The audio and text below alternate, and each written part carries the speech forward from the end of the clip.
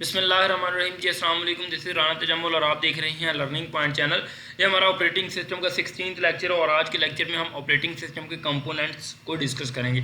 Basically यहाँ पे different components हैं ऑपरेटिंग सिस्टम के, जिनमें से एक कंपोनेंट है प्रोसेस मैनेजमेंट, जिसको हम डिटेल में देखेंगे। तो सबसे पहले देखते हैं कि ऑपरेटिंग सिस्टम के कंपोनेंट होते कौन कौन से हैं। तो यहाँ पे डिफरेंट कंपोनेंट्स हैं जो कि इन लिस्ट मैंने किए हुए हैं, जिसमें सबसे पहले हमारे पास प्रोसेस मैनेजमेंट आ जाता है, उसके बाद मेन मेमोरी मैनेजमेंट आ जाता है, सेकेंडरी स्टोरेज मैनेजमेंट आ जाता है, आईओ सिस्टम मैनेजमेंट आ जाता है, उसके बाद फाइल मैनेजमेंट आ जाता है, प्रोटेक्शन सिस्टम आ जाता है, नेटवर्किंग और नेटवर्किंग में डिस्ट्रीब्यूटेड सिस्टम्स कह सकते हैं, उसके बाद कमांड इंटरप्रेटर सिस्टम्स आ जाते हैं।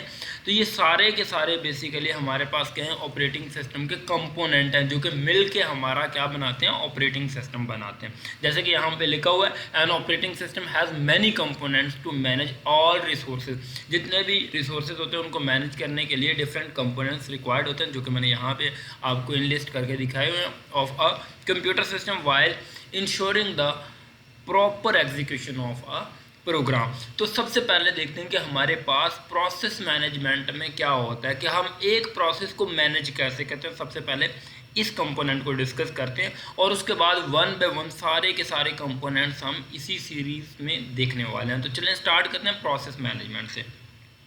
तो सबसे पहले हमें प्रोसेस की डेफिनेशन पता होनी चाहिए कि बेसिकली हमारे पास प्रोसेस क्या होता है, किसको हम प्रोसेस कहते हैं, राइट। जब एक तो हमारे पास प्रोग्राम होता है, प्रोग्राम क्या होता है, सेट ऑफ रूल्स होते हैं या सेट ऑफ इंस्ट्रक्शंस होते हैं। We can say that, rule तो नहीं कह सकते, सेट ऑफ इंस्ट्रक्शंस होती हैं, ठीक है, जो प्रोग्राम होते हैं।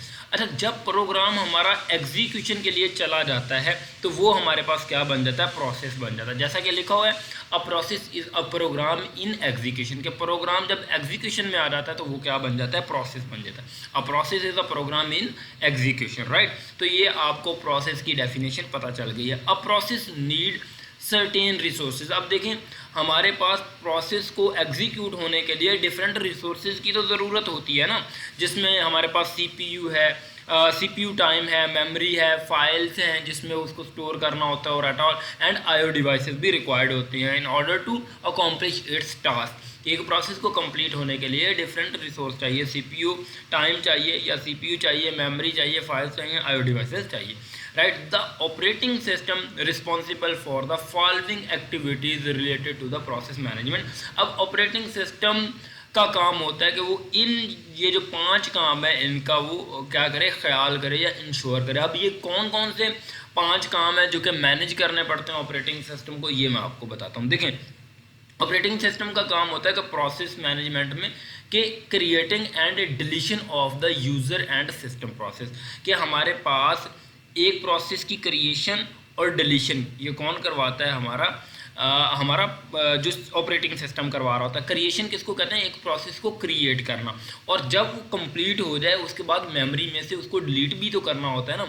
तो deletion of user and system processes, मतलब कि जितने भी सिस्टम प्रोसेसेस होते हैं और यूज़र प्रोसेसेस होते हैं उसके रिलेटेड जो प्रोसेस क्रिएट हुआ है उसको क्रिएट करना और डिलीट करना किसका काम होता है, ऑपरेटिंग सिस्टम का काम होता है। ये बेसिकली प्रोसेस मैनेजमेंट में आता है। अच्छा, हमें डिलीट करने की क्यों ज़रूरत पड़ती है, क्योंकि अगर हम एक प्रोसेस को क्रिएट तो कर लेते हैं लेकिन उसका जब काम ही नहीं रहा तो वो मेमोरी में अगर पड़ा रहेगा तो वो मेमोरी को कंज्यूम करता रहेगा ना, तो फिर उसको क्या करवाना पड़ता है, डिलीट भी करवाना पड़ता है जब उसका काम ख़त्म हो जाता है। तो ये एक इंपॉर्टेंट पॉइंट है जो कि प्रोसेस मैनेजमेंट का, प्रोसेस को क्रिएट करना, कंप्लीट करने के बाद उसे डिलीट भी करना। उसके बाद सस्पेंशन एंड रिजप्शन ऑफ प्रोसेस, कि हमारे पास जो प्रोसेस होते हैं उसको सस्पेंशन करना यानी कि सस्पेंड करना।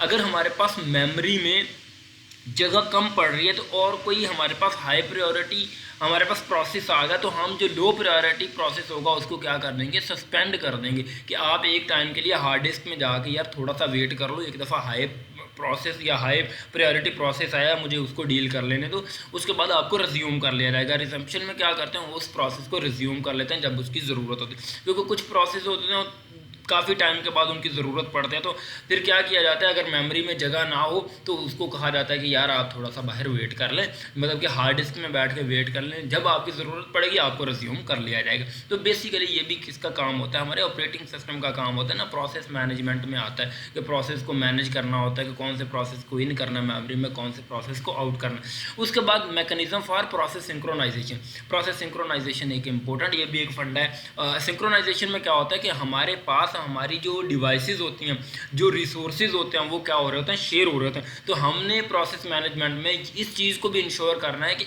एक से ज़्यादा जो प्रोसेसेस हैं वो एक ही रिसोर्स को सेम टाइम पे क्या ना करें, एक्सेस करने की कोशिश ना करें।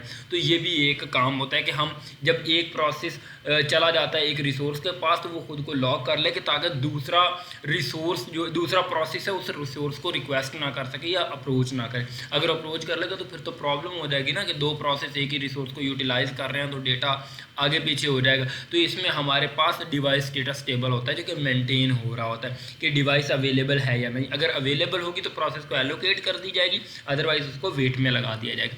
तो प्रोसेस सिंक्रोनाइजेशन में यही होता है कि अगर मतलब मतलब कि दो डिवाइसेस सेम टाइम पे एक रिसोर्सेज को एक्सेस ना कर रही हूँ, उसको मतलब के अकॉर्डिंगली वो क्या होता है उसको मैनेज किया जाता है कि प्रोसेस सिंक्रोनाइजेशन की जाती है। ये भी प्रोसेस मैनेजमेंट का काम है। अच्छा, उसके बाद मैकेनिज्म फॉर प्रोसेस कम्युनिकेशन। आप कहेंगे प्रोसेस में कम्युनिकेशन कैसे होते हैं, तो अच्छा आपको जैसे कि पता है कि हमारे पास कंकरेंटली जो प्रोसेसेस होते हैं वो एग्जीक्यूट हो रहे होते हैं। कंकरेंटली इन सेंस ऑफ के इंडिपेंडेंटली प्रोसेसेस क्या हो रहे होते हैं, एग्जीक्यूट हो रहे होते हैं। एक तो डिपेंडेंट प्रोसेस होते हैं और एक इंडिपेंडेंट प्रोसेस होते हैं। डिपेंडेंट प्रोसेस ये होते हैं कि दो प्रोसेस आपस में डिपेंड कर रहे होते हैं कि अगर वो प्रोसेस जब वो प्रोसेस कंप्लीट होगा तो उसी के बाद दूसरे प्रोसेस ने क्या करना होता है, एग्जीक्यूट करना। तो वो एक दूसरे पे डिपेंड कर रहे होते हैं क्योंकि एक जो प्रोसेस की आउटपुट जो होती है दूसरे प्रोसेस की क्या बन रही होती है, इनपुट बन रही होती है। लेकिन प्रोसेस कम्युनिकेशन में क्या होता है, जो इनपुट इंडिपेंडेंट प्रोसेसेस होते हैं ना वहाँ पे होता है कि उनको क्या करना है, ट्रैक करके रखना है कि वहाँ पे कोई प्रॉब्लम ना आए, मतलब कि उसकी जो एग्जीक्यूशन है वो कंकरेंटली हो। ठीक है, कि दो जो इंडिपेंडेंट प्रोसेसेस होते हैं क्योंकि उसमें क्या हो रहा होता है कि जो एक ही प्रोग्राम होता है उसमें इंडिपेंडेंटली वो क्या कर रहे होते हैं, कोऑपरेट आपस में प्रोसेसेस कर रहे होते हैं, एग्जीक्यूट हो रहे होते हैं। तो उनको मेंटेन भी करना होता है, ये भी प्रोसेस मैनेजमेंट का काम है जो इंडिपेंडेंटली प्रोसेसेस एग्जीक्यूट हो रहे होते हैं या जिसको हम कोऑपरेटिंग प्रोसेसेस भी कहते हैं। उसके बाद mechanism for handling of deadlock situation.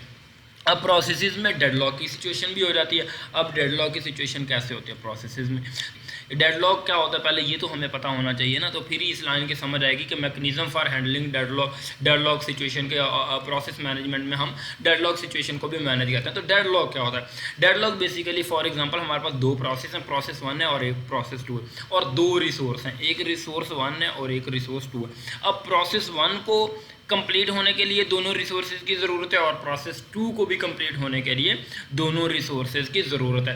अब हुआ ये कि रिसोर्स 1 जो है प्रोसेस 1 को एलोकेट हो गया और जो रिसोर्स 2 है वो प्रोसेस 2 को एलोकेट हो गया। अब प्रोसेस 2 को कंप्लीट होने के लिए रिसोर्स 1 की ज़रूरत है जो कि वेट कर रहा है, किसने होल्ड करके रखा हुआ है, प्रोसेस 1 ने। और हमारे पास प्रोसेस 1 को कंप्लीट होने के लिए रिसोर्स 2 की ज़रूरत है जो कि किसने होल्ड किया हुआ है, प्रोसेस 2 ने होल्ड किया हुआ है। अब एक दूसरे का दोनों प्रोसेस क्या कर रहे हैं, वेट कर रहे हैं कि प्रोसेस 2 जो है वो रिसोर्स 2 को रिलीज़ करे तो प्रोसेस 1 इसको एक्वायर करके अपने आप को कंप्लीट कर ले, और प्रोसेस 2 जो वेट कर रहा है प्रोसेस 1 का कि वो रिसोर्स 1 को छोड़े तो मैं उसको टेक करके अपने प्रोसेस को कंप्लीट कर लूँ। तो ऐसी सिचुएशन में बेसिकली डेडलॉक अकर होता है, राइट।